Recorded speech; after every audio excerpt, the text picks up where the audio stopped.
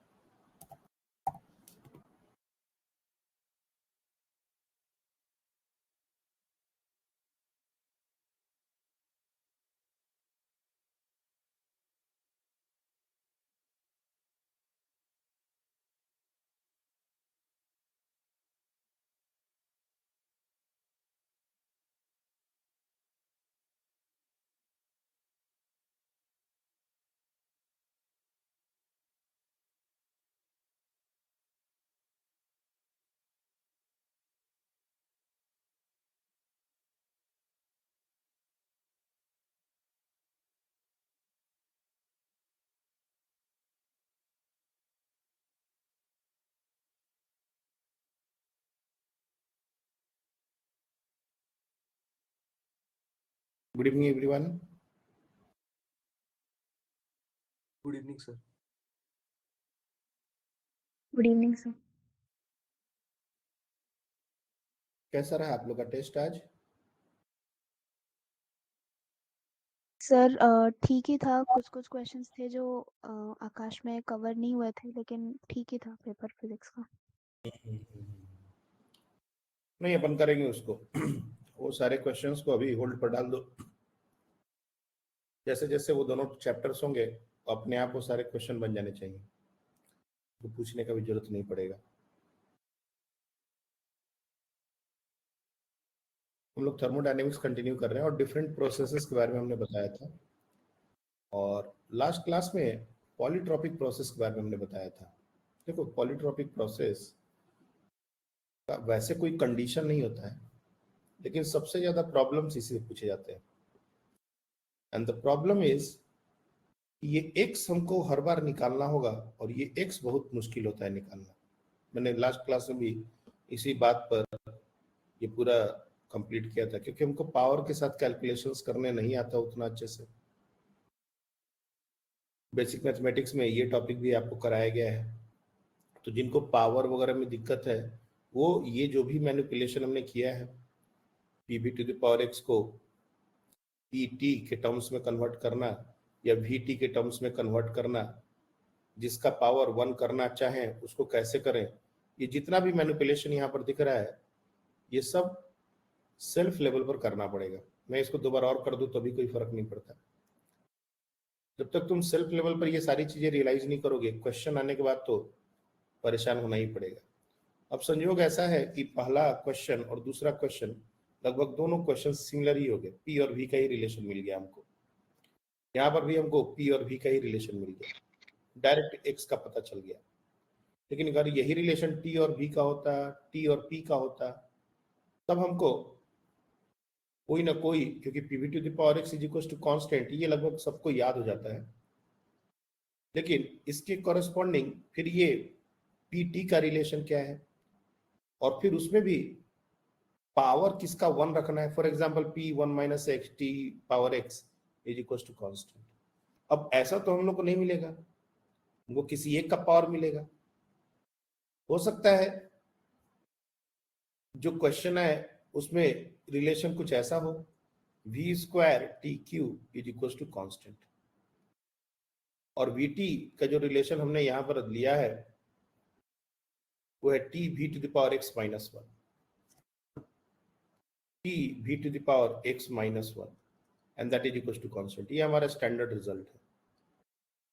अब यहां से तो डायरेक्ट रिलेट हो नहीं पाएगा, पहले तो ये याद ही होना मुश्किल बात है, और अभी भी ये रिलेट नहीं हो पाएगा क्योंकि टी का पावर यहाँ पर 1 है और यहाँ पर पावर 3 है। तो अपने को यहां से सिंप्लीफिकेशन स्टैंडर्ड फॉर्म में लाने के लिए इसको सिंप्लीफाई करना पड़ेगा। टी का पावर 1 करने के लिए इसको पूरे को पावर 1/3 डालना पड़ेगा, और कांस्टेंट का पावर 1/3 डालना, कोई कुछ भी करोगे तो ये कांस्टेंट कांस्टेंट ही रहने वाला है। तब ये होगा v to the power 2/3 t to the power 1 is equal to some another constant। And अब ये दोनों बिल्कुल कंपेयर करने लायक हो गए। तब ये जो 2/3 है उसको हम x - 1 के साथ इक्वेट कर देंगे। सो x - 1 ये हमारा हो गया 2/3, तो x का वैल्यू हो जाएगा 5/3। ऐसे हमारा x मिलता है, क्योंकि बिना x के इसका कोई भी क्वेश्चन हमसे बनेगा नहीं, और ये x निकालना ही सबसे बड़ा चैलेंजिंग टास्क है जिनका इंडेक्स और पावर पर बहुत अच्छा कमांड नहीं है।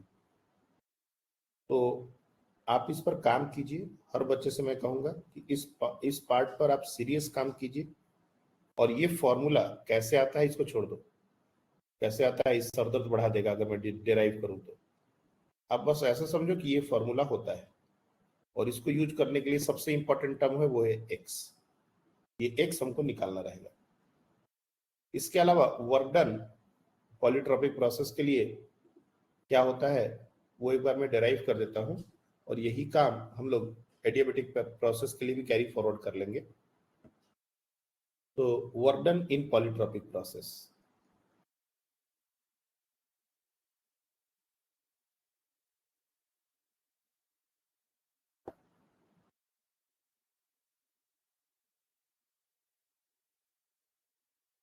ये डेरिवेशंस हमारे लिए इंपॉर्टेंट नहीं है, मैं बार बार कहता हूं। हम एक बार डिराइव कर दे रहे हैं, आपको रिजल्ट्स याद रखने हैं। डेरिवेशन समझ में आता है, याद कर लेते हो डेरिवेशन भी, तो कोई बुरा नहीं है, इट्स ओके। लेकिन हमको मेनली जो कंसर्न है इसका वर्क डन का फॉर्मूला। मैक्सिमम क्वेश्चन फॉर्मूले से ही आते हैं। तो वर्क डन निकालने का हमारे पास एक ही तरीका है, और वो है पी डीवी इंटीग्रल।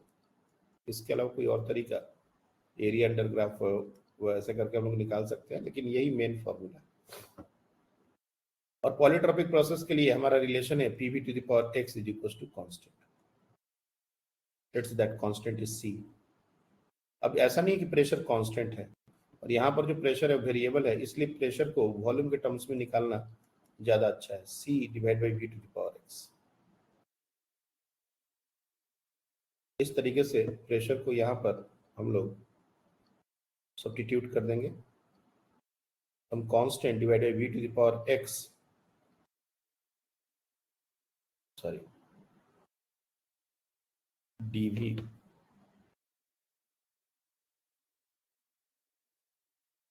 और ये x जो है वो एक नंबर है। अगर तुम x is not a variable तो x को n की तरह देख सकते हो, मतलब this x can be pv to the power n, ऐसा। तो c बाहर जाएगा, और v to the power minus x dv integration के अंदर v1 टू v2, और इसको अगर हम इंटीग्रेट करें तो यह आ जाएगा c v to the power minus x plus 1 minus x plus 1 v1 to v2। यानी कि जो वर्क डन हम निकाल रहे हैं वो क्या हो जाएगा, इसको रिवर्स करके 1 माइनस x कर देते हैं, तो c v to the power 1 minus x divide by 1 minus x, और लिमिट अभी डालना बाकी है, sorry, v1 to v2 limit भी तो है। अब c को बाहर निकाल दो, 1 माइनस x को बाहर निकाल दो, तो c 1 माइनस x, और यहाँ पर v2 1 minus x, v1 1 minus x। तो ये एक रिलेशन हमारा हो चुका है। ये भी हमारा एक आंसर हो सकता है, लेकिन जनरली इस रिजल्ट से ज्यादा इंपॉर्टेंट है इसके आगे वाला रिजल्ट। ये रिजल्ट इंपॉर्टेंट है ऐसा नहीं है, क्योंकि इसमें सी भी है, सी जनरली गिवन नहीं होता, तो इसलिए इसको थोड़ा और मैनिपुलेट करना पड़ेगा। माइनस एक्स पावर है, इसको नीचे कर देंगे हम, और c को अंदर लेके जाएंगे तो ये हो जाएगा 1 माइनस एक्स c, और ऊपर में एक v2 तो रहेगा ही, नीचे में v2 to the power x minus c v1 और v1 to the power x, ऐसा लिख सकते हैं। और अगर आप देखो कि ये हमारा पॉलीट्रोपिक प्रोसेस का कंडीशन था, ऊपर में यहाँ पर हमने लिखा था, तो p को c v to the power x, c divided v to the power x अगर ऐसा लिख सकते हैं, तो यहीं से आप ये भी बोल सकते हो कि p1 can be written as c v1 to the power x and p2 can be written as c divided by v2 to the power x। Same relation हमने दोनों जगहों के लिए निकाल लिया। तो c v2 to the power x यहाँ पर मिल रहा है, तो इसको p2 से रिप्लेस कर देंगे, c v1 to the power x इसको p1 से रिप्लेस कर देंगे। तो कायदे से 1 minus x p2 v2 minus p1 v1, ये हमारा एक रिजल्ट हो गया। और आइडियल गैस इक्वेशन तो हर गैस वैलिड करता है, तो p1 v1 is equal to nRT1 and p2 v2 is equal to nRT2। तो अगर माइनस करेंगे तो p2 v2 minus p1 v1, ये हमारा हो जाएगा nRT2 माइनस T1 को डेल्टा T लिख सकते हैं। तो you can easily C the work done is equals to nR delta T divided by 1 minus x। तो यही जो वर्क डन है, अगर फर्स्ट लॉ ऑफ थर्मोडायनेमिक्स में इसी को सब्स्टिट्यूट कर देंगे तो हमारा जो मोलार स्पेसिफिक हीट का फॉर्मूला है वो आ जाता है। ये तो फॉर्मूला हमको याद करना ही है वर्क डन का, लेकिन इसके साथ अगर हमको ये लगता है कि सर सीवी और सर मोलर स्पेसिफिक हीट का वो फॉर्मूला कैसे आया, तो using first law of thermodynamics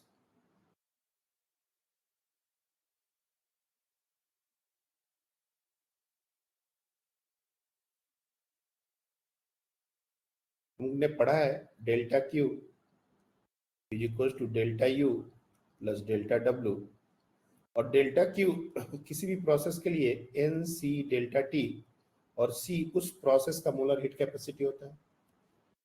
delta U तो एक ही फॉर्मूला लेता है सी भी डेल्टा टी, ये तो हमने बहुत पहले बताया हुआ है। और डेल्टा डब्ल्यू जो वर्क डन है वो हमने अभी निकाला N R delta T divide by 1 minus X. अब सब में एन डेल्टा टी अगर हटाओगे तो जो बचेगा वो वही फॉर्मूला बचेगा जो हमने आपको दिया है।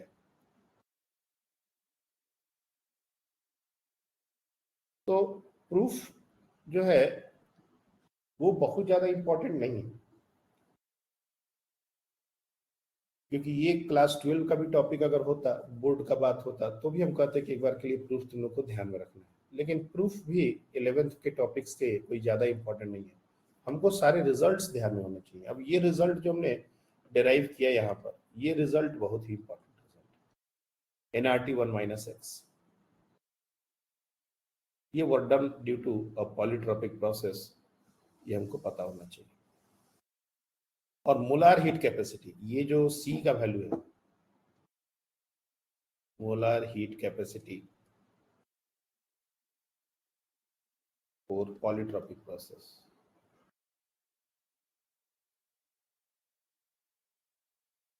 तो ये हमारा इंपॉर्टेंट रिजल्ट है। अब इस प्रोसेस का ग्राफ कैसा होगा, ये ग्राफ तो अपन कुछ भी ऐसा प्रेडिक्ट नहीं कर सकते, क्योंकि x का वैल्यू 1 से छोटा हो सकता है, 1 से बड़ा हो सकता है। मैं तुम लोग को दिखा सकता हूं कि ग्राफ कैसे चेंज होता है। आई होप सबको हमने डेस्मोस के बारे में बताया था, रिमेम्बर डेस्मोस ऐप के बारे में बताया था ना? हाँ सर। तो वो एक बहुत ही इंटरेस्टिंग और अच्छा एप्लीकेशन है, एंड्रॉयड फ्री अवेलेबल है। अभी हम तुम लोग को शेयर करने जा रहे हैं। एक बार ये ग्राफ अगर तुम चाहो तो देख सकते हो। ग्राफ में बहुत ज्यादा अपने को वेरिएशंस नहीं समझ आएंगे, क्योंकि जस्ट होल्ड अ मिनट।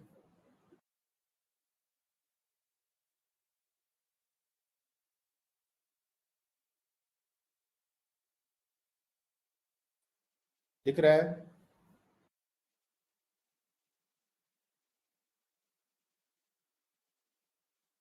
हाँ सर। स्क्रीन पे अब देखो y जो है जनरली वो p एक्सिस होता है, तो याद रखना हमारा रिलेशन हमने जो लिया है अपना जो पॉलीट्रॉपिक प्रोसेस के लिए वो क्या है, P V to the power x is equal to constant.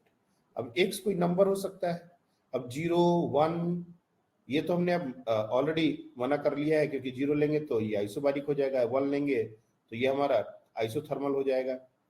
तो 0 और 1 को छोड़ के कोई भी और नंबर हम डालेंगे, जैसे पी वी स्क्वायर कर देंगे, पी वी क्यू कर देंगे, तो हम देख सकते हैं कि कैसा पी वाई है, वी एक्स है, तो एक्स स्क्वायर ऐसा, क्योंकि वहां पर y और x डालना पड़ेगा, तो y और x में क्या ये रिलेशन दिखना चाहिए, y into X square is equal to constant. Constant का वैल्यू कुछ 5 10 20 हम ऐसे प्रैक्टिस के लिए भी सिर्फ समझने के लिए डालते हैं। तो देखो y into X to the power 3 is equals to, let's say, constant 20। देख रहे हो, थोड़ा सा 200 2000 थोड़ा और बड़ा अच्छा ग्राफ दिखे। ये निगेटिव वाला ग्राफ मत देखना, क्योंकि पीवी में निगेटिव वाला कुछ नहीं होता, वो तो वाई और एक्स का निगेटिव वैल्यू पॉसिबल है, इसलिए ऐसा दिख रहा है। देख रहे हो ये ग्राफ,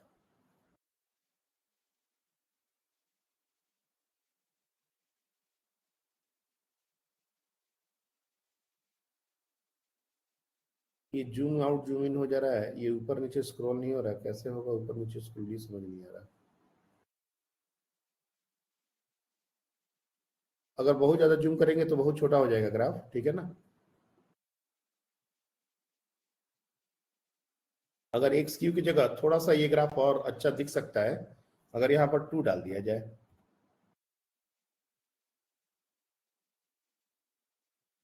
निगेटिव वाले ग्राफ को मत देखना, लेकिन देखो कि नेचर में कोई चेंज बहुत खास नहीं हुआ। ये वाला पार्ट, ये ओरिजिन है जो हमारा, ओरिजिन से इधर सेकंड क्वाड्रेंट थर्ड क्वाड्रेंट देखना ही नहीं है। अगर इसी में मैं कंडीशन डाल दूं, रुक जाओ, इसी में कंडीशन डाल देता हूं, x इज ग्रेटर देन 0 और y इज ग्रेटर देन 0।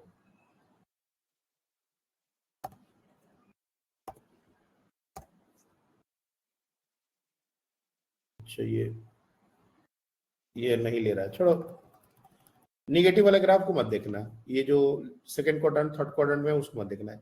अगर ये स्क्वायर की जगह मैं इसको 4 कर दूं, तब भी कोई नेचर में कोई फर्क नहीं आएगा, वैसा ही टाइप का ग्राफ दिखेगा। मैं इसको 0.5 कर दूं, अब ये एक्चुअली ग्राफ ऊपर चला गया है, देखो देख रहे हो, तो ग्राफ लगभग वैसा ही है ये। हाँ देख रहे हो, इस तरह के जो ग्राफ है ये रेक्टेंगुलर हाइपरबोलिक है, जैसे y into X is equal to constant. ये जो ग्राफ है जो हम लोग फेमिलियर है आइसोथर्मल प्रोसेस के लिए, ये देखो, ये वो आइसोथर्मल प्रोसेस का ग्राफ है।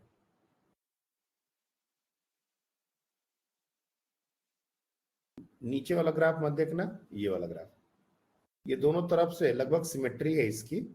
यहाँ पर ये बीचों बीच लाइन ड्रॉ करेंगे तो सिमेट्री है, लेकिन पावर अगर 1 से कम हो ज्यादा हो तो इधर और इधर थोड़ा सा ग्राफ झुक जाएगा, लेकिन शेप लगभग सेम रहेगा।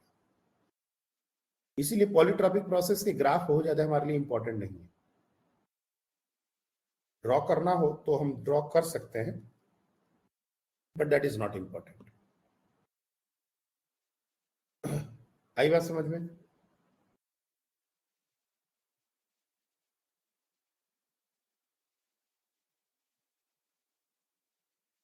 ये स्क्रीन शेयर दिख रहा था ना सबको? हाँ सर। ये जो जो चेंजेस कर रहे थे इक्वेशंस लेफ्ट हैंड साइड में, वो सारे दिख रहे थे ना आप लोग को? Yes sir. ओके, तो एक्चुअली ये कोई मतलब ऐसा नहीं है कि हम कर रहे हैं और तुम नहीं कर सकते। डेस्मोस करके वो वेब एप्लीकेशन भी है, ऐप भी है। iOS में ये मैकबुक के लिए नहीं मिल रहा था, लेकिन इसके लिए आईफोन के लिए शायद है, और एंड्रॉयड में तो खैर हमने इंस्टॉल किया ही था, और आईपैड के लिए भी शायद हमने इंस्टॉल किया है। आई डोंट रिमेम्बर, नहीं आईपैड में भी नहीं है, शायद आईपैड का नहीं है, तो एंड्रॉयड में है और अच्छा काम करता है ये। उसमें जियो जेब्रा करके एक ऐप है, वो ग्राफ का अच्छा एप्लीकेशन है। तो ग्राफ एक्चुअली क्या तुम लोग को बहुत ज्यादा जोर इसलिए नहीं देते क्योंकि इंजीनियरिंग वाले बच्चे को थोड़ा ग्राफ और ज्यादा डेप्थ में चाहिए होता है, और वो सब में ये बहुत एप्लीकेशन अच्छा वर्क करता है। ग्राफ में छोटे छोटे चेंजेस करके ये ग्राफ में कैसे चेंज होते हैं, ये चीज हम जब देखेंगे सामने से तब हमको ग्राफ पर पकड़ अच्छी बनेगी, और हमको वेव मोशन में भी इस चीज की जरूरत पड़ने वाली, इसलिए थोड़ा बहुत इसको आप लोग इंस्टॉल जरूर करके रखिएगा कि मैंने बहुत सारे ऑलरेडी एप्लीकेशंस और बहुत सारा चीज यहाँ पर बनाया हुआ है। ये देखो, बीट फेनोमेना है, इंडिकेटर डायग्राम है, ये देखो इंडिकेटर डायग्राम, ये अलग अलग पावर के लिए x into Y, x into Y to power 3/5, x into Y to power 5/7, इस तरह से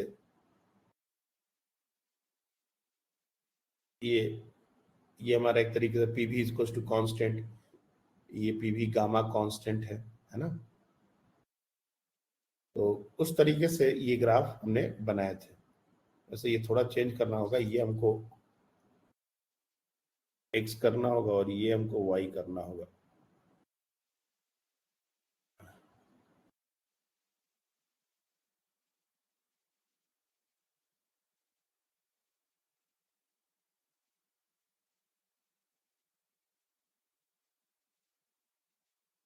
दिखाऊंगा मैं अभी एक बार आइडियाबैटिक प्रोसेस, उसके बाद इस पर वापस आएंगे।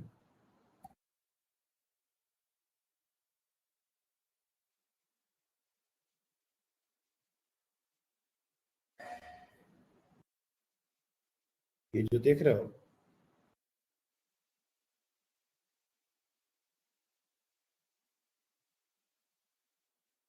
इस तरह का ग्राफ, ये अलग अलग गामा मतलब के वैल्यूज हैं।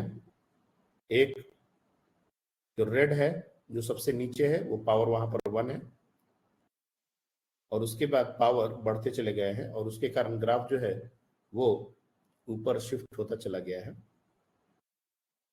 तो ये चीज अपन को देखनी है।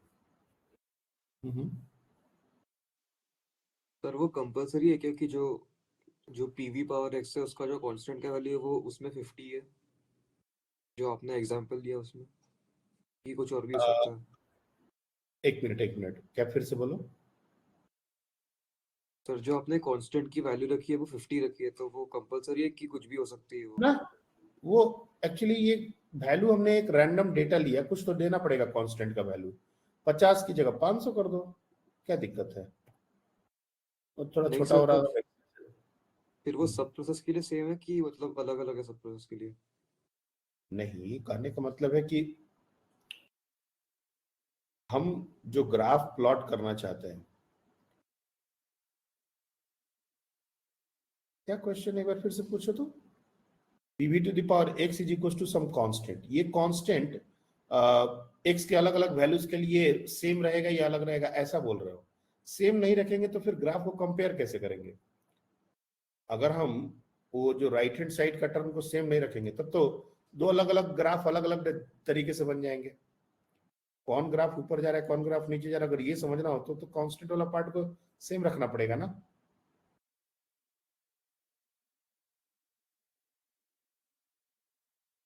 हम पावर भी चेंज कर दें और हम डेटा भी चेंज कर दें, तब तो दो दो वेरिएबल हो गए ना एक तरीके से।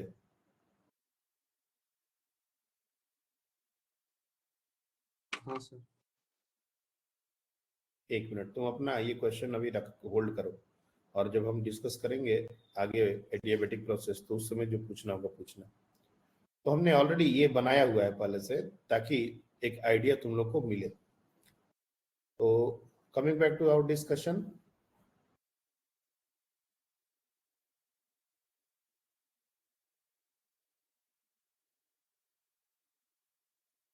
तो इसलिए मैं पॉलीट्रॉपिक प्रोसेस का ग्राफ नहीं बता रहा। इसके बाद एक प्रोसेस हम लोग डिस्कस करने वाले हैं, वो है एडियाबेटिक प्रोसेस। उसका ग्राफ और इसका ग्राफ सिमिलर ही होगा, उस पर हम लोग को बहुत ज्यादा बात करनी है। Next process that we are going to discuss is adiabatic.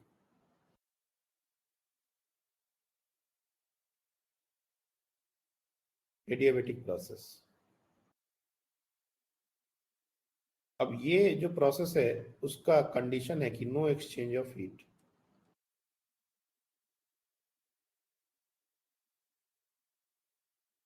यानी कि dq शुड बी 0। dq 0 ही होना चाहिए। अब कोई भी हीट का एक्सचेंज हो ही नहीं रहा, तो यहाँ पर C जो कि जिसको मोलर हीट कैपेसिटी बोलते हैं, ये हमारा क्या हो जाएगा 0। तो डायरेक्टली मैं C को 0 लिख दे रहा हूँ।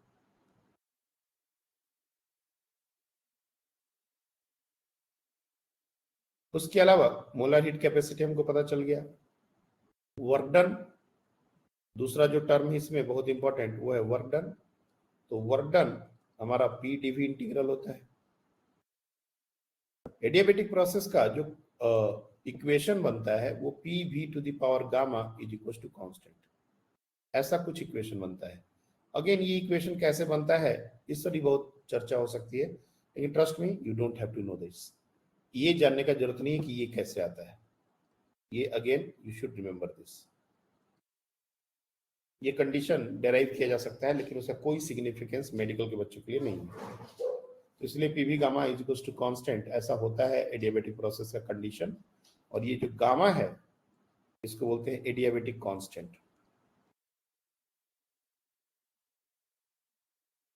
और जिसका वैल्यू होता है CP/CV। और ये हमने पहले या दूसरे दिन ही गामा का वैल्यू दिया था कि गामा जो है उसका वैल्यू होता है 5/3 फॉर मोनोएटॉमिक, यही होता है 7/5 फॉर डाइएटॉमिक, और इसी का वैल्यू होता है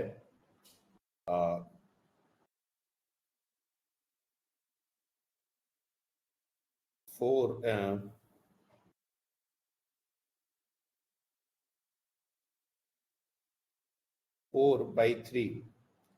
for polyatomic.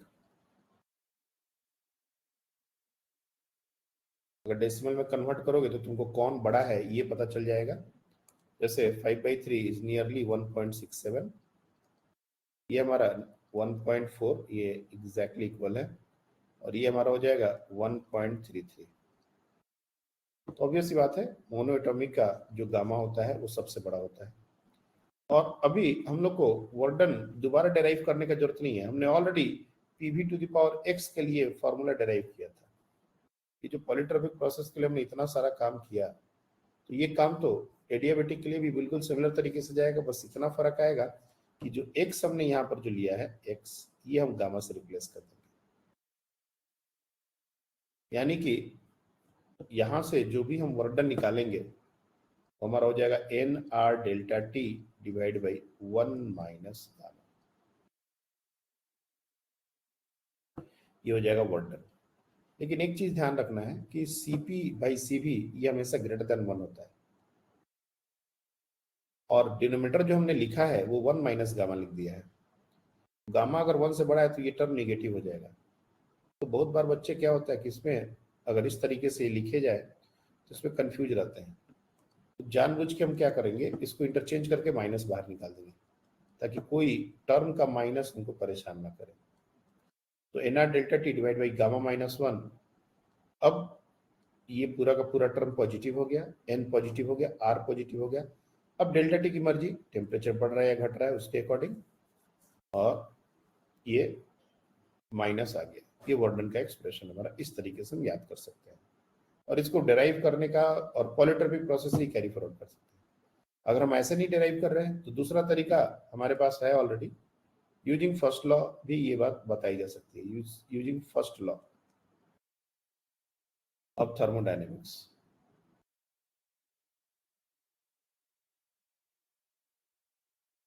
First law of thermodynamics क्या कहता है, delta Q is equal to delta U plus delta W.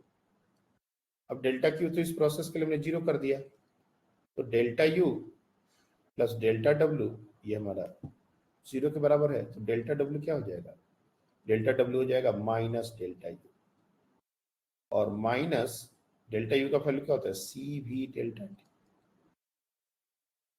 अब सी वी का value in terms of gamma क्या होता है, तो यहां पर तुम चाहो तो ये चीज को बहुत अच्छे से हम डिराइव कर सकते हैं। Cp by C V is equal to gamma, ये हमने लिखा है, और Cp minus C V is equal to R, ये हमने लिखा है। तो अगर हमको Cv का value in terms of gamma निकालना है तो Cp से डिवाइड कर दो, ये हो जाएगा 1 minus C V upon C P equal to, अच्छा Cp से क्यों, Cv से डिवाइड कर दो, बेटर होगा। ये दो रिजल्ट हमने आपको बताए थे। अब यहां पर मैं क्या कर रहा हूँ, Cv से डिवाइड कर रहा हूँ थ्रू आउट, तो Cp by C V minus 1 is equal to are.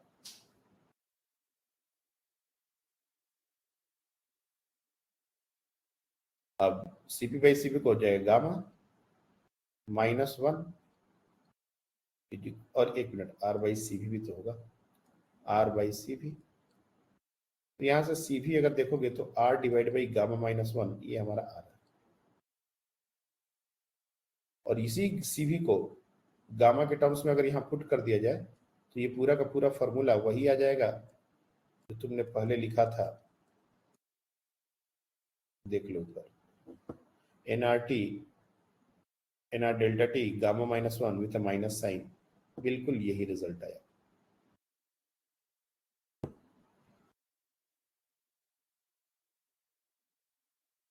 तो डिराइव करना एक अलग बात है, क्वेश्चन करना एक अलग बात है।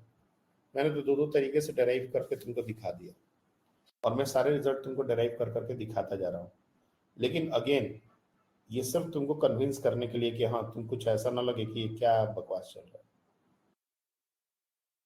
है। डेरिवेशन जानने से रिजल्ट याद नहीं करेंगे, ये चीज कभी भी तुम्हारे लिए फायदेमंद नहीं रहेगी।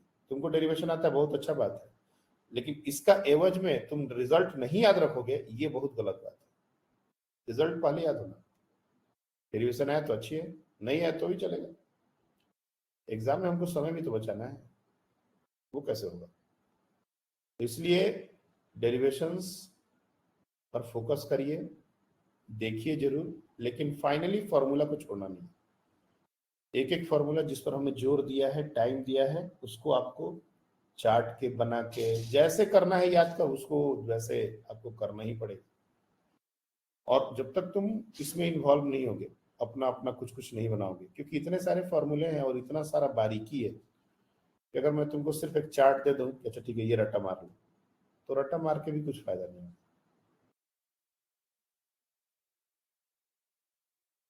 एडियाबेटिक प्रोसेस के लिए मोलार हीट कैपेसिटी 0 होती है। This is again a very important, बहुत बार बच्चे इसको भी चूक जाते हैं बताने में।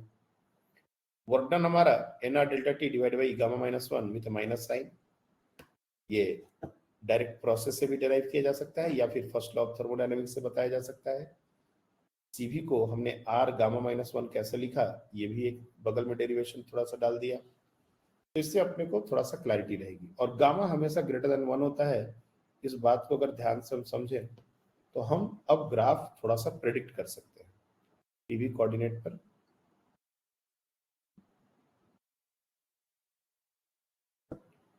ये हमारा P है, ये हमारा V है। P को कुछ देर के लिए तुम अगर Y की तरह देखो और V को कुछ देर के लिए तुम X की तरह देखो, और हमारे जो तीन इक्वेशंस, जैसे मान लो मोनोटॉमिक का जो इक्वेशन बनेगा वो क्या बनेगा, PV to the power gamma, monatomic के लिए गामा का वैल्यू है 5/3, तो वो इक्वेशन बनेगा 5/3 इज इक्वल टू कांस्टेंट। ये मोनो के लिए बनेगा फॉर मोनो,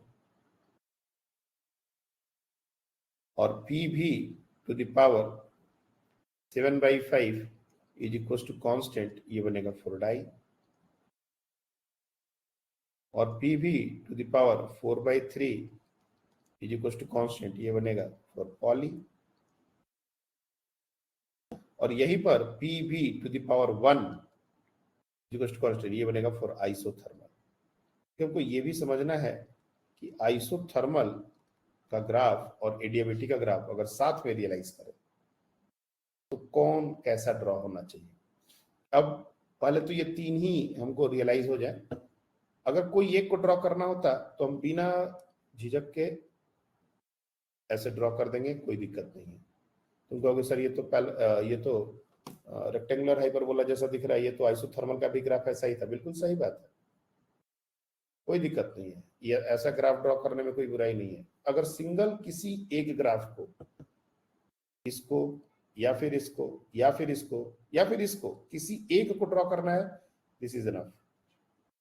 लेकिन अब सबको ड्रॉ करना है, तब कौन ऊपर जाएगा कौन नीचे जाएगा, ये बहुत केयरफुली अपने को अब देखना पड़ जाएगा।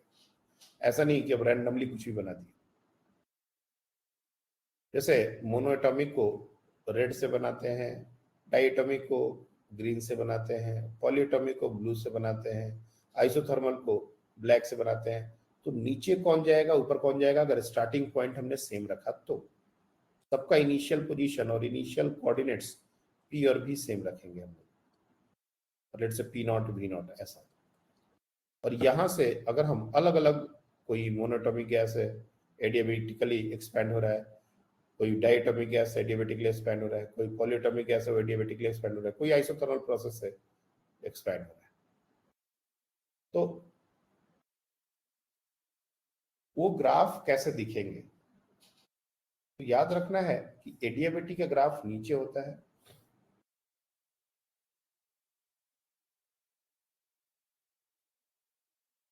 एक मिनट,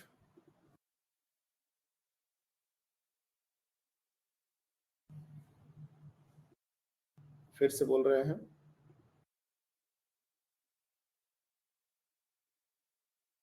आइसोथर्मल का ग्राफ नीचे होता है और एडियाबेटिक का ग्राफ ऊपर होता है। पावर जितना ज्यादा होगा ये ग्राफ उतना ही ऊपर चलता चला जाएगा। जैसे यहां पर हमने जो ग्राफ ड्रॉ किए हैं, एक बार पहले मैं उस स्क्रीन को दिखाऊंगा। ये देखो,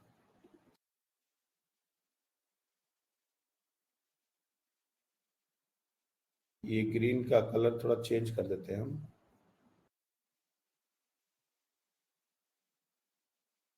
इसको ऑरेंज कर लो, ये ब्लू ठीक है,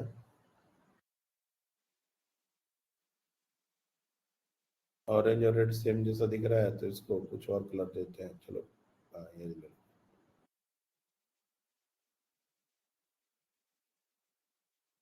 हाँ,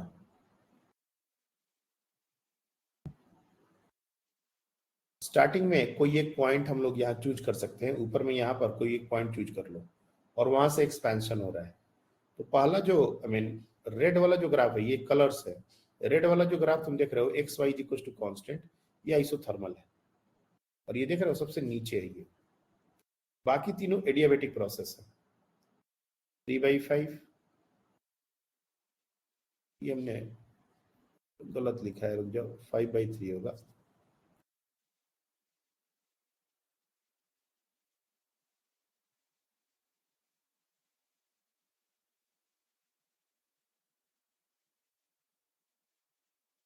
ये सारे पावर एक्चुअली चेंज किया था हमने, 5/3, 7/5 और ये हो जाएगा 4/3।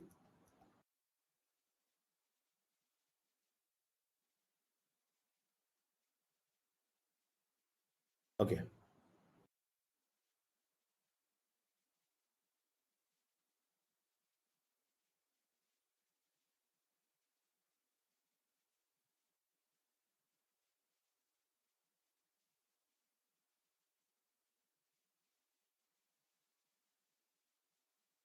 हाँ, अब यहाँ पर कहीं स्टार्टिंग पॉइंट होगा ऊपर, एक बार ये पूरे स्क्रीन में नहीं आ रहा, कहीं ऊपर से ये ग्राफ आ रहे हैं, तो ये जो रेड लाइन है ये सबसे ऊपर है, that is an isothermal process. ठीक है, x into Y is equal to constant, ये हमारा आइसोथर्मल प्रोसेस है। और ये बाकी के एडियाबेटिक प्रोसेसेस है, 5/3, 7/5 एंड 4/3। ये मोनोएटॉमिक, ये डाइएटॉमिक, ये पॉलीएटॉमिक गैस के गामा है। y हमारा p है, x हमारा v है, और हमने कांस्टेंट सेम रखे हैं ताकि हम कंपेयर कर सकें। यू कैन सी आइसोथर्मल का ग्राफ सबसे ऊपर है, एडियाबेटिक का ग्राफ उससे नीचे है। और गामा हमने पहले शायद गलत बोला था, फिर से मैं उसको रेक्टिफाई कर रहा हूँ, ध्यान से सुनना, मैं कंक्लूड करके लिख दूंगा। एक्चुअली क्या है, ये चीज इतना यहाँ पर कंफ्यूजिंग है कि मेरे से भी बोलते बोलते बहुत बार गलती होती है, इसलिए मैंने इन सब का ग्राफ रखा है, 2-3 पिक्चर्स निकाल के रखे हैं कि बोलने में गलत ना हो। मैं फिर से कंक्लूड कर रहा हूं कि जब भी हम ये ग्राफ ड्रॉ करते हैं तो ग्राफ के नेचर सब सेम जैसे है, लेकिन कौन सा ग्राफ ऊपर होगा और कौन सा ग्राफ नीचे होगा, आइसोथर्मल ग्राफ ऊपर होगा या एडियाबेटिक ग्राफ ऊपर होगा, ये पहला क्वेश्चन है। दूसरा कि एडियाबेटिक ग्राफ में भी अगर हम 3 अलग अलग ग्राफ की बात करें, जैसे मोनोएटॉमिक का, डाइएटॉमिक का, पॉलीएटॉमिक का, तो सबसे ऊपर कौन होगा, उसके बाद कौन होगा, उसके बाद कौन होगा, ऐसे। तो सबसे ऊपर हमारा पॉलीएटॉमिक है। अगर ये तीनों एडियाबेटिक वाले ग्राफ अगर देखोगे तो ये जो वॉयलेट कलर में दिख रहा है ये हमारा पॉलीएटॉमिक है, उसके बाद डाइएटॉमिक है, और सबसे नीचे है मोनोएटॉमिक। तो गामा जैसा जैसा बढ़ेगा वैसे वैसे ग्राफ नीचे की तरफ चलता चला जाएगा। इस बात को हम यहाँ पर अगर समरी की तरह दिखाए, देखो ध्यान से, सबसे ऊपर हमने ड्रॉ किया आइसोथर्मल, इसके बाद हमने ड्रॉ किया पॉलीएटॉमिक, इसके बाद हमने ड्रॉ किया डाइएटॉमिक, और उसके बाद हमने ड्रॉ किया मोनोएटॉमिक। हाँ बोलो।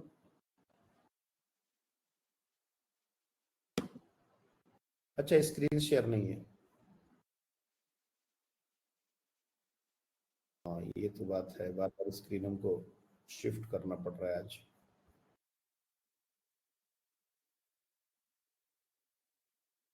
मैं फिर से कर देता हूं। सबसे पहले हम लोग आइसोथर्मल का एक रेफरेंस ऐसे ड्रॉ कर लेंगे, ये हमारा आइसोथर्मल है। अब इसके नीचे ही हमारा एडियाबेटिक लाइन जाएगा, तो पहले जाएगा, और एकदम टू द स्केल तो नहीं बन पाएगा, ये ज्यादा जगह ले लिया, और भी ग्राफ बनाना है। ये हो जाएगा पॉली, ये पॉलीएटॉमिक गैस। उसके बाद ये यहां से ये जाएगा, ये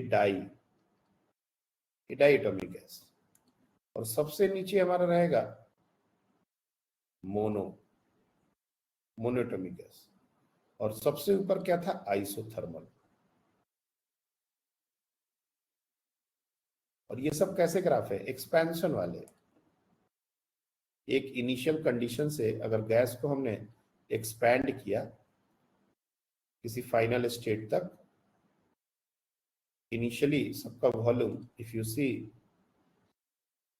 ये कुछ वॉल्यूम रहा होगा V1, और फाइनली भी लगभग हमने लेट से वॉल्यूम सेम कर दिया V2, और ये कुछ प्रेशर रहा होगा E1। तो फाइनली सबका प्रेशर अलग अलग होगा।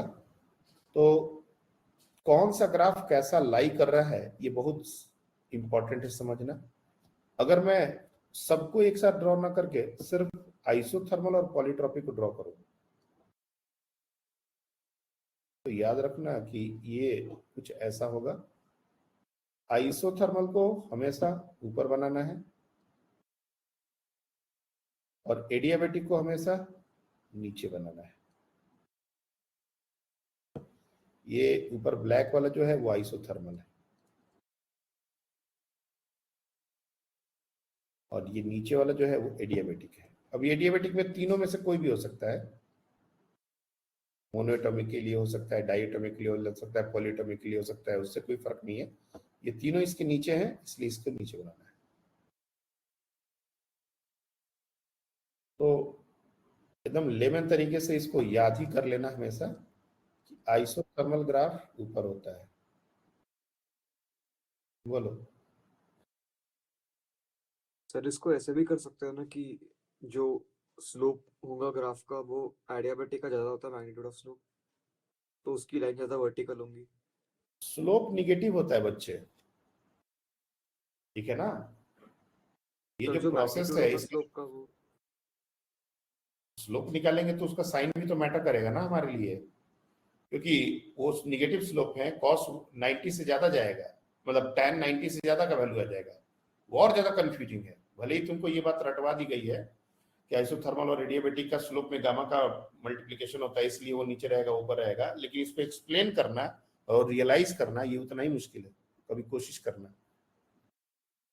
तुम ये मैक्रो लेवल पर बोल सकते हो कि हाँ सर वो उसका स्लोप ज्यादा इसका स्लोप कम तो नीचे होगा, बट हम अच्छा तुम ठीक है इसको एक्सप्लेन करके बताओ, हालत खराब हो जाएगा।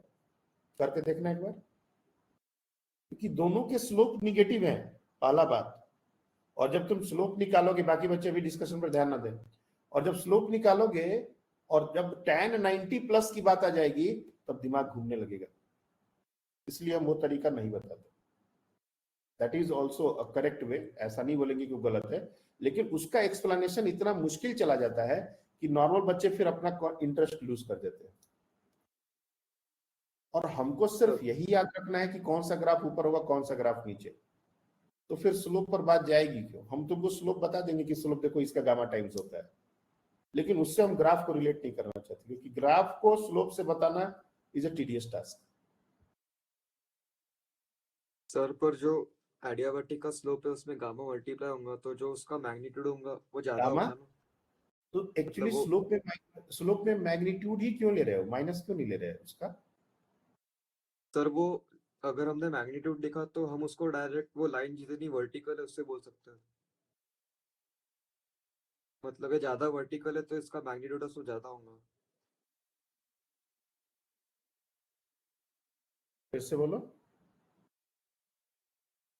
सर अगर एक पी वाई भी है और एक 4 पी वाई भी है, तो जो 4 पी वाई भी होगा उसका जो मतलब जो लाइन होगी वो ज्यादा वर्टिकल होगी।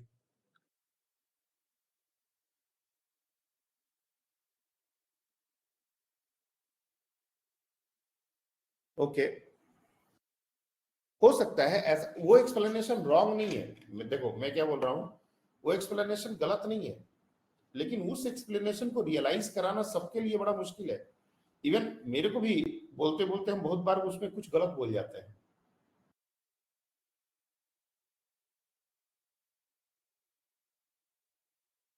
इसलिए इसका हमने सामने प्लॉटर रखा हुआ है और इसको हम क्लियर कट तुमको इंफॉर्मेशन बताते हैं कि ये ऐसा है।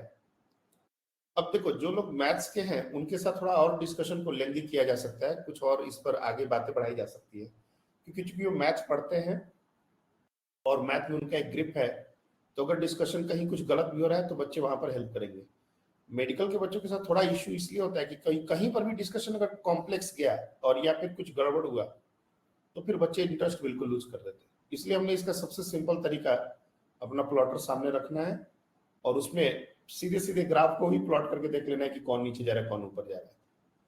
And no one, trust me, no one going to ask you why this is going down. और ये अगर बात आए तो डेफिनेटली हम एक स्टेटमेंट बाद में लिखवा देंगे कि स्लोप गामा टाइम्स होता है। अगर एडियाबेटिक और आइसोथर्मल का स्लोप का बात है तो उसमें एक गामा का टर्म एक्स्ट्रा आ जाता है। We will coming to that point, वो अभी इसके डिस्कशन के बाद आने ही वाला है। तो रीजन अगर पूछा जाए तो ये रीजन एनफ होगा, लेकिन इस बात को डाइजेस्ट करना बड़ा मुश्किल होता है।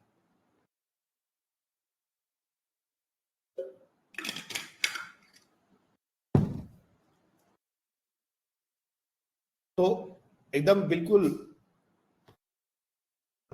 लेमन की तरह आइसोथर्मल ग्राफ ऊपर होता है, याद रखना है। कोई इसमें सोचने शर्माने की बात नहीं है। This is how it is. होता है भाई, क्या करें, अब होता है। अब इसके जैसे मैंने कहा कि प्लॉटर पर ग्राफ देख रहे हो तुम, गामा ऐसा ऐसा है, पावर ज्यादा है तो नीचे चला जा रहा है, पावर कम है तो ऊपर चला जा रहा है।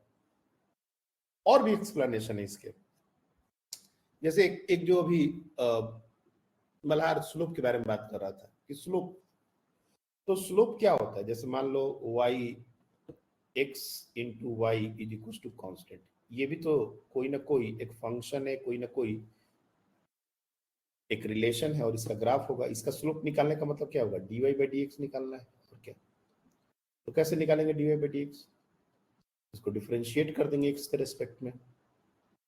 तो dy by D X of x into Y is equal to dy by D X of constant. तो दो टर्म का मल्टीप्लीकेशन है, तो ये हो जाएगा y dy D X of x plus x dy by D x, और ये तो हो जाएगा 0। और यहां से अगर तुम देखोगे तो dy D X of x तो हो जाएगा 1, तो y plus x into dy by D x, हमको यही dy बाई डी एक्स चाहिए, स्लोप चाहिए, तो ये हो जाएगा 0। और यहां से तुम देखोगे dy by D X is equal to minus Y upon X. अब इसी को मैं थोड़ा सा पी भी इज इक्वल टू कॉन्स्टेंट कर दो तो सिमिलर एक्सप्रेशन, इसका जो स्लोप होगा वो क्या हो जाएगा? dp बाई डी वी, और ये हो जाएगा माइनस पी बाई वी, जैसे y बाई एक्स हुआ वैसे। और वही अगर एडियाबेटिक प्रोसेस की बात हो,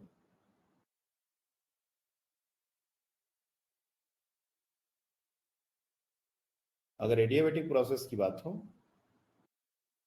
तो एडियाबेटिक प्रोसेस के लिए यहां पर y into X to the power let's say some gamma P भी gamma is equal to constant, ये होता है। अभी भी वही काम करना है, डिफरेंशिएट करना और क्या। So dy by D X of y X to the power gamma is equal to dy by D X constant direct 0 लिखो, तो यहां से y dy by D X of x to the power gamma plus x to the power gamma dy by D X is equal to 0। अब देखो x to the power gamma का differentiation क्या हो जाएगा? Gamma x to the power gamma minus 1, तो y into gamma x to the power gamma minus 1 plus, और इसको x to the power gamma dy by D X and that is equal to 0। x to the power gamma दोनों में मिल रहा है अपने को, हटाओ उसको, तो ये हो जाएगा y गामा, और ये x माइनस 1 है तो नीचे का x तो आएगा ही आएगा, plus dy by D X equal to 0। x to the power gamma यहाँ भी है, x to the power gamma minus 1 को हमने नीचे x कर दिया, तो ये, और यहां से तुम देखोगे कि dy by D X it is the slope is equal to minus gamma y by X. ये बिल्कुल माइनस वाई बाई एक्स जो पहले आया था उसमें गामा मल्टीप्लाई होकर आया और कुछ एक्स्ट्रा नहीं है। तो अगर मैं यहाँ पर फिर से ई भी gamma is equal to constant कर दूं, स्लोप इसका हमारा हो जाएगा minus gamma P by V, और ये एक गामा का टर्म एक्स्ट्रा मल्टीप्लाई हो रहा है, तो इसका स्लोप ज्यादा हुआ ऐसा नहीं बोल सकते। ये जो गामा है ये ग्रेटर देन 1 वैल्यू है, और p बाई वी का जो भी वैल्यू हो दोनों पॉजिटिव क्वांटिटी है। अगर एक गामा का टर्म, और ये निगेटिव क्वांटिटी है, ये the slope entirely is negative quantity. अगर हम गामा ग्रेटर देन 1 वैल्यू से मल्टीप्लाई कर रहे हैं, सोचो एक वैल्यू है -3 और दूसरे में हमने -3 इंटू 2 कर दिया, तो -3 इंटू 2 ये बड़ा हो गया -3 से कि छोटा हो गया? मेरे को एक बात बताओ, क्योंकि गामा ग्रेटर देन 1 है, मैंने जस्ट 1.5 लेने से बजाय हमने, तुम चाहो तो 1.5 ले लो, कोई दिक्कत नहीं है। तो ये वैल्यू -3 इंटू 2 ये छोटा है या बड़ा है -3 से? पहले ये बता दो।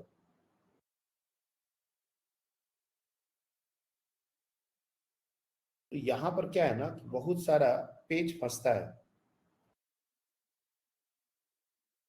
स्लोप ज्यादा है ये वर्ड मेरे को थोड़ा सा कम डाइजेस्ट होता है। एक्चुअली ये जो क्वांटिटी है, हम मैग्नीट्यूड इसका अगर लेंगे तो डेफिनेटली मैं अभी आ रहा हूं उस पर एक एक करके, क्योंकि यहाँ पर बहुत सारी बातें हैं जो करनी है। पहले तो दोनों का स्लोप तुम लोग को समझ आ रहा है क्या?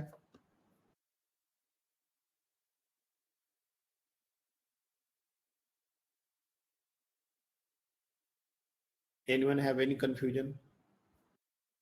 ग्राफ कैसे कैसे प्लेस्ड होगा ये बता दिया। अब ये नीचे क्यों प्लेस्ड होगा ये हमने तो ग्राफ प्लॉटर से दिखा दिया, बाकी जो नॉर्मल रीजंस दिए रहते हैं बुक वगैरह में तो उस पर अपन बात कर रहे थे कि स्लोप निकालना पड़ेगा। हमने आइसोथर्मल प्रोसेस का भी स्लोप निकाल लिया, that is minus P by V, और एडियाबेटिक प्रोसेस का भी स्लोप निकाल लिया, minus gamma P by V. अब इन दोनों में हम देखेंगे एक बहुत ही इंपॉर्टेंट रिजल्ट निकल के आएगा कि स्लोप ऑफ एडियाबेटिक प्रोसेस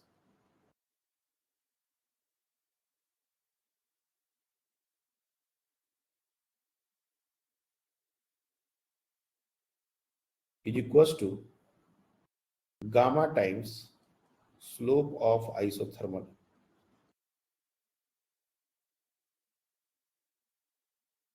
और ये गामा हमेशा ग्रेटर देन 1 है, लेकिन अगर ये दोनों वैल्यू निगेटिव हो जाएंगे ना तो ये बड़ा होगा और ये छोटा होगा, इन दोनों को कंपेयर करने पर ये थोड़ा कंट्रोवर्सी हो जाएगा। फिर इस पर मैग्नीट्यूड तक बात सही है लेकिन साइन के साथ थोड़ा गड़बड़ होगा ये बोलना। तो इसलिए जहां तक हम आपको बता रहे हैं वहां तक आप उसको वैसे लीजिए, और डेफिनेटली सबका बताने का तरीका होता है। अगर आपको इसके पहले किसी ने बताया है जिस तरीके से आपको वो कन्विंसिंग लगा है आप उसी के साथ स्टिक रहिए, बिल्कुल भी कोई दिक्कत नहीं है। फाइनली ऐसा ना हो कि मेरा बताया और वो बताया दोनों एक साथ मर्ज हो जाए और खिचड़ी पक जाए। खिचड़ी नहीं पकना, रिजल्ट अपने को याद होना, चीजें समझ आनी, कोई एक तरीका हमको जो जच गया हमने उसकी तरफ से उन चीजों को रख लिया।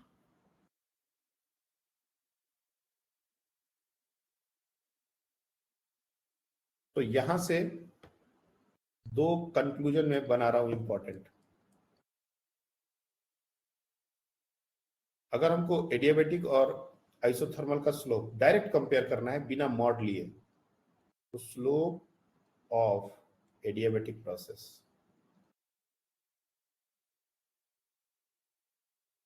Is less than slope of isothermal.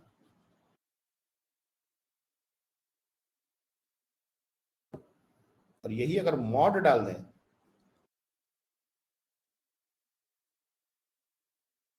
और इस वक्त क्वेश्चन इतने सारे बनते हैं क्या बताऊं। वो एक्चुअली मल्हार ने क्वेश्चन पूछा उस टाइम पर, वो टाइमिंग उसका थोड़ा गड़बड़ हो गया। पूरा डिस्कशन के बाद वो पूछा रहा था ना तो थोड़ा सा फिर भी सही रहता। आई होप कि तुम लोग अभी भी चीजों को समझ रहे हो। ये बहुत सेंसिटिव पार्ट होता है, पता नहीं क्यों यहाँ पर बच्चे बहुत फंबल करते हैं लॉन्ग रन में। तो इसलिए मैं बार बार इस पर थोड़ा सा तुम लोग को बोल रहा हूँ कि अगर कोई भी अभी हेजिटेशन अगर क्रिएट हुआ है आइसोथर्मल और रेडियोबेटिक को लेके, ये रिजल्ट्स जो वर्क डन का है, गामा ये सीवी का वैल्यू आर गामा मानी, ये सब कोई बात नहीं है। आई नो वहां तक सबको ठीक समझ में आया होगा। ये पोर्शन ग्राफ और उसके बाद स्लोप, उसके बाद कौन बड़ा है कौन छोटा है, इसमें अगर कहीं कंफ्यूजन है तो एक बार तुम क्रॉस क्वेश्चन करके इसको क्लियर कर लो। एकदम कन्विंस हो जाओ क्योंकि ये पार्ट बहुत इंपॉर्टेंट है क्वेश्चन के पॉइंट ऑफ व्यू से।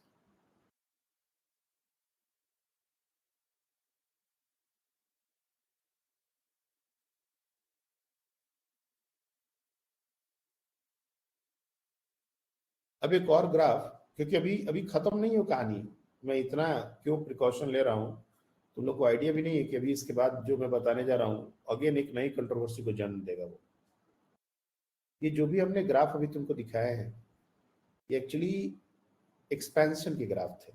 जैसे एक कोई स्टार्टिंग पॉइंट है P, V या P1 V1 और उससे ग्राफ में एक्सपेंशन हो रहा है।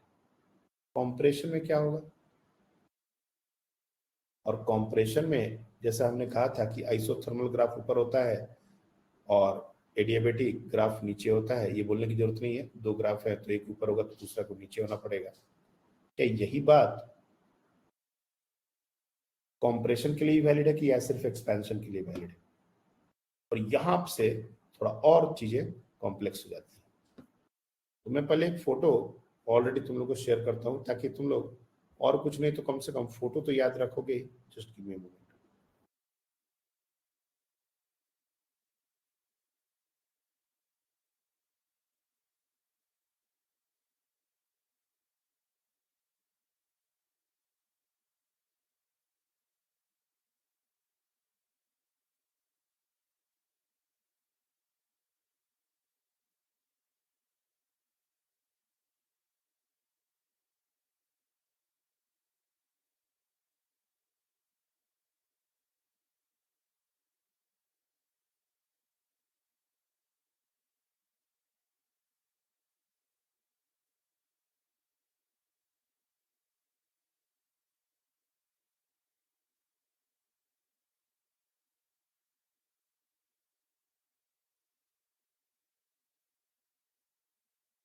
पहले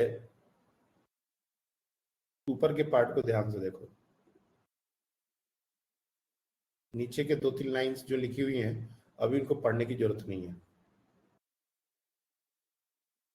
देखो मैंने तुमको जो स्टेटमेंट दिए हैं, दूसरा वाला जो स्टेटमेंट दिया है वो यहां पर लिखा हुआ है, dp by dv adiabatic mod is greater then dp by dv isothermal.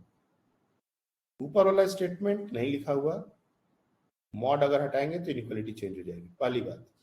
और दूसरा जो सबसे इंटरेस्टिंग है कि हमने जो ग्राफ तुमको ऊपर में दिया है वो इसके बाद दिया है, ये लाइन इसके बाद का ये पोर्शन दिया है तुमको। इसके पहले अगर ग्राफ को देखोगे, प्लॉटर पर भी देख सकते हैं, लेकिन चूंकि इतने क्लोज है बहुत अच्छा प्लॉटर पर देख नहीं पाओगे, तुम लोग ट्राई करना देखने का। इसके पहले एडियाबेटिक का ग्राफ ऊपर होता है और आइसोथर्मल का ग्राफ नीचे चला जाता है, तो ये कॉम्प्रेशन की बात है।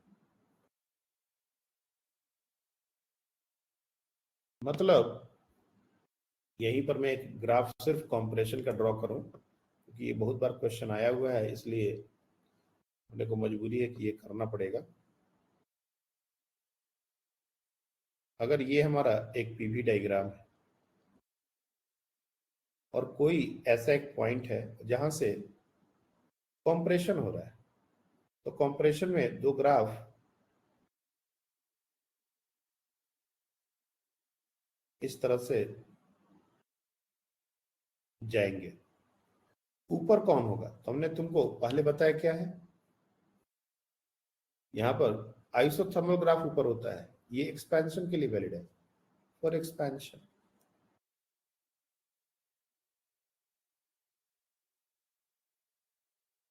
कॉम्प्रेशन में ये उल्टा होता है,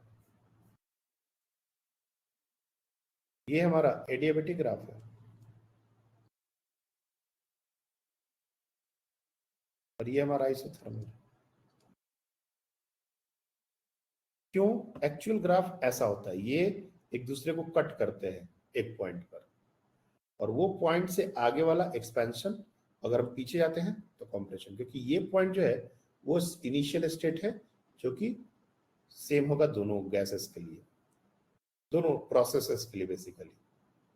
तो इसमें बहुत बार बच्चे कंफ्यूज होते हैं। पहले तो ये ध्यान में ये डायग्राम अच्छे से बैठा लो, और इसका सिर्फ इतना सा ऊपर का पार्ट हमने यहाँ बनाया है और इसका नीचे वाला पार्ट यहाँ बनाया है, ये उसके नीचे का पार्ट है और ये उसके ऊपर का पार्ट है। ये दोनों एक साथ दे दिया गया कि एग्जैक्ट ग्राफ कैसा होता है। अभी वर्क डन पर आएंगे, पहले वर्क डन की बात नहीं करते।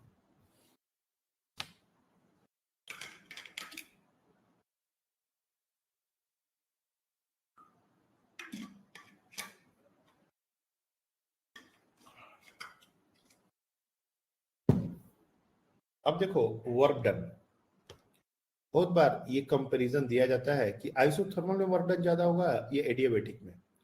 जैसे तुमने अगर ये चीज याद रखी है, आइसोथर्मल ऊपर होता है, ऑब्वियस सी बात है कि जब ग्राफ में एरिया निकालने की बात आएगी, क्योंकि वर्क डन क्या होता है, एरिया अंडर ग्राफ, तो आइसोथर्मल के नीचे ज्यादा एरिया होगा, ये पूरा एरिया होगा। लेकिन एडियाबेटिक के लिए अगर तुम देखो तो सिर्फ यही एरिया है, एरिया कम है।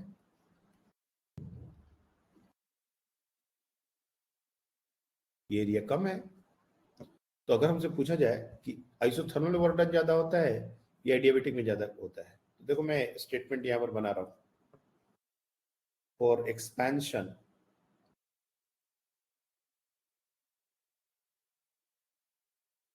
work done by isothermal process is greater than work done by adiabatic process.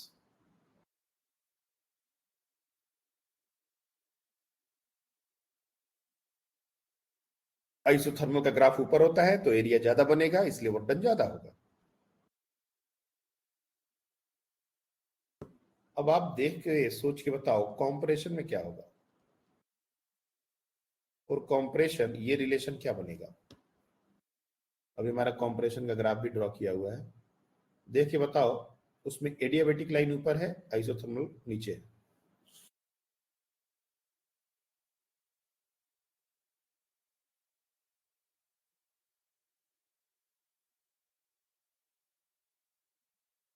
या बताइए। ऑब्वियस बात है कि दोनों का वॉल्यूम सेम है फाइनल, दोनों का ये जो फाइनल वॉल्यूम होना चाहिए वो लगभग सेम होना चाहिए। तो ये ग्राफ दोनों का ऐसे हमने ड्रॉ किया है कि दोनों का फाइनल वॉल्यूम सेम रह जाए, ऐसा गया है। और स्टार्टिंग तो खैर सेम है ही। हाँ आद्या बताएं, कॉम्प्रेशन में क्या होगा, किसका वर्क डन ज्यादा होगा? सर एडियाबैटिक का। पूछ रहे हो बता रहे हो? नहीं सर, बता रही हूँ। एडियाबेटिक का वर्क डन ज्यादा होगा, this is what your statement is.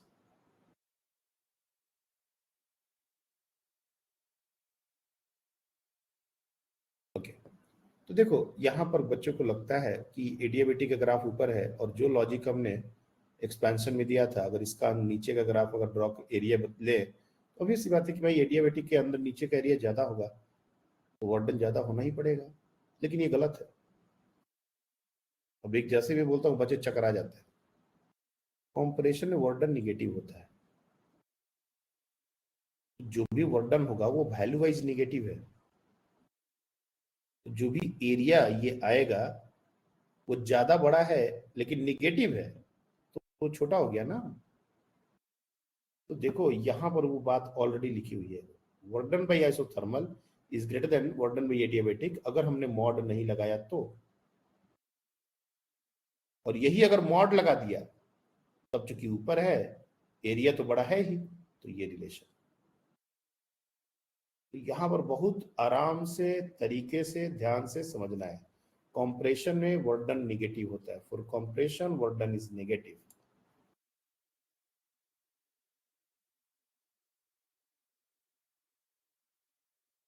और निगेटिव वर्डन के लिए जितना ज्यादा वर्डन बेसिकली उतना निगेटिव वैल्यू, मतलब वो छोटा क्वांटिटी हुआ एक तरीके से।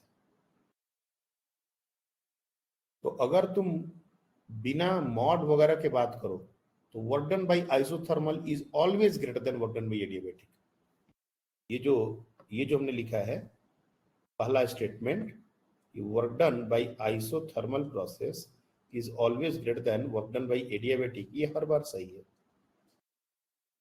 चाहे वो कॉम्प्रेशन हो या एक्सपेंशन हो। अगर हम साइन को कंसीडर करेंगे, क्योंकि हमने मॉड नहीं लगाया मतलब साइन कंसीडर कर रहे हैं, फॉर कॉम्प्रेशन और एक्सपेंशन।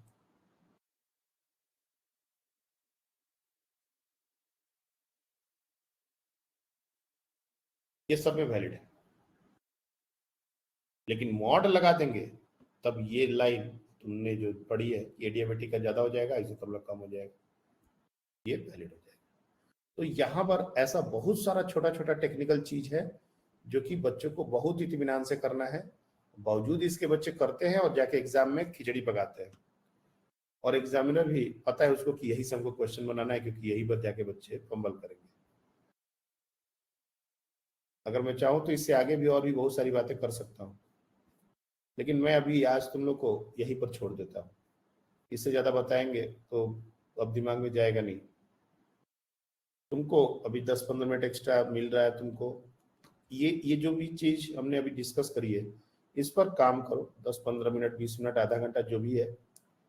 और कल के क्लास में हम वापस से थोड़ा सा समरली इसको बताएंगे, तो इस पर फिर से कुछ बातें अगर तुम लोग के दिमाग में कुछ डाउट रह गया होगा तो अपन कर सकते हैं। Otherwise we are going to do the problems. अभी हमने सिर्फ थ्योरी ज्यादा बात करा है, कल के क्लास में मोस्टली प्रॉब्लम होगा।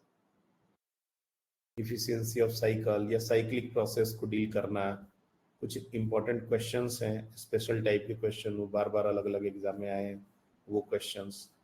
तो उस तरह के क्वेश्चंस कल हम लोग लेंगे। व्हाट डन, कोई और किस प्रोसेस में क्यू इन कितना होगा, क्यू आउट कैसा होगा। तो और उसके अलावा ट्यूसडे एक अनाउंसमेंट है, वैसे मैं ग्रुप में भी शेयर करूंगा। ट्यूसडे वाली क्लास आपकी मॉर्निंग में होगी।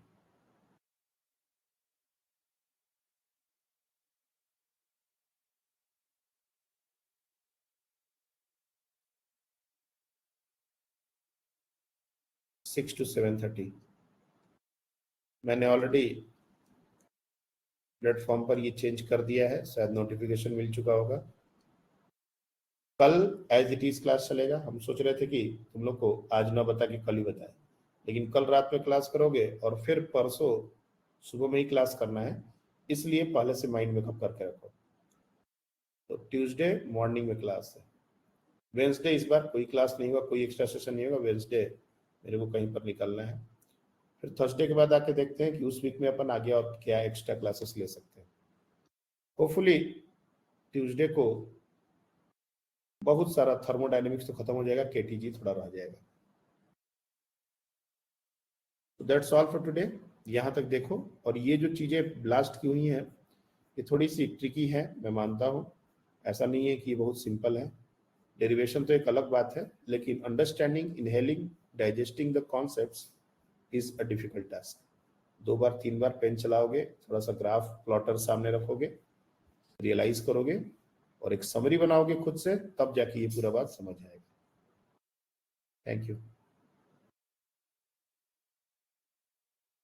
मैं भी ये पीडीएफ अभी तुरंत शेयर कर देता हूँ। अगर किसी ने कुछ नहीं लिखा है तो लिख लेंगे।